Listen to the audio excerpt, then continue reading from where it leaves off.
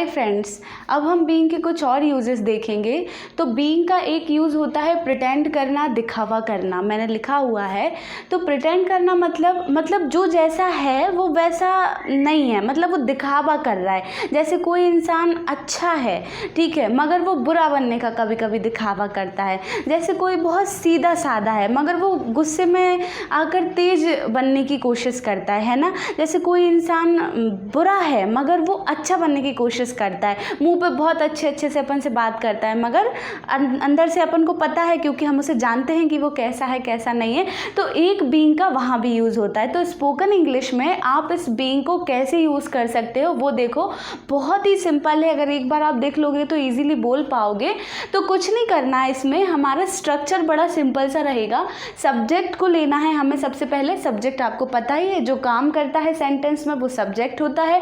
फिर हम helping verb लेंगे। अब ये हेल्पिंग वर्ब टाइम के अकॉर्डिंग होगी। अगर प्रेजेंट की बात चल रही है तो आप इज एम आर में से कोई सा उठाएंगे। अगर आप पास्ट की बात कर रहे हैं, जैसे कि वो बहुत अच्छा बन रहा था ना, वो कितनी रूड हो रही थी, ऐसा हम बोलते हैं स्पोकन में जनरली, तो फिर हम वहाँ वॉज वर का यूज़ करेंगे। इसके बाद फिर बीइंग लगाना है और फिर इसके बाद ऑब्जेक्ट, जो भी बचा हुआ होगा वो ऑब्जेक्ट मतलब जिस पर काम हो रहा है वो ऑब्जेक्ट होता है। चलिए एग्जाम्पल से समझने की कोशिश करते हैं। जैसे मैंने यहाँ पर एक एग्जाम्पल लिखा है कि वह अच्छी बन रही है, ये प्रेजेंट की बात है ना।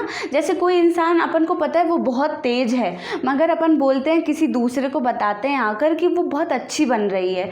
तो वह क्या है, यहाँ पर सब्जेक्ट है। स्ट्रक्चर में सब्जेक्ट लिखेंगे सबसे पहले। तो अच्छी बन रही है, लड़की है तो शी आ जाएगा। Okay, she. अब सिंगुलर पर्सन है तो इज लगाएंगे, शी इज। फिर बीइंग, शी इज बीइंग। अच्छी बनने को क्या बोलते हैं, नाइस, क्योंकि बन रही है का मीनिंग तो बीइंग ने यहाँ पर पूरा कर दिया है कि बन रही है मतलब प्रिटेंड कर रही है। तो शी इज़ बीइंग नाइस मतलब वो अच्छी बन रही है, वो है नहीं बस वो कोशिश कर रही है अच्छी बनने की। सेकंड एग्जांपल समझने की कोशिश करेंगे।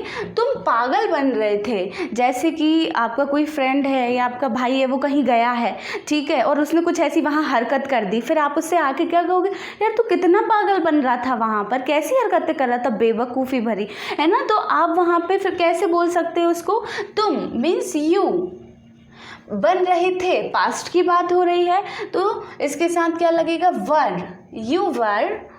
फिर बीइंग, यू वर बीइंग। पागल को क्या बोलते हैं, mad, you were being mad मतलब तुम पागल बन रहे थे, ठीक है। फिर मेरा बेटा शरारती हो रहा है, अपन बोलते हैं ना मेरा बच्चा बहुत शरारती हो रहा है, ठीक है। तो क्या लिखोगे इसको, मेरा बेटा means my child. My child क्या हो जाएगा, यहाँ सब्जेक्ट हो जाएगा। माई चाइल्ड, शरारती हो रहा है, बन रहा है, बात एक ही है, ठीक है, हो रहा है। तो प्रेजेंट की बात हो रही है, माई चाइल्ड सिंगुलर है तो my child is being naughty, ठीक है। तो ये एग्जाम्पल हैं, तो आप इनको समझ के और प्रैक्टिस करिए बनाने की। इसके अलावा अगर आपको नेगेटिव सेंटेंसेस में बनाना है, जैसे वो अच्छी नहीं बन रही थी, तो इसके लिए आपको इस हेल्पिंग वर्ब के बाद सिर्फ नॉट को जोड़ देना है।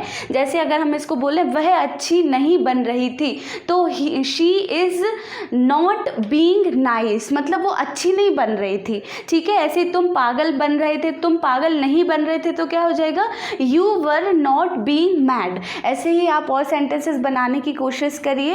Have a good day, take care.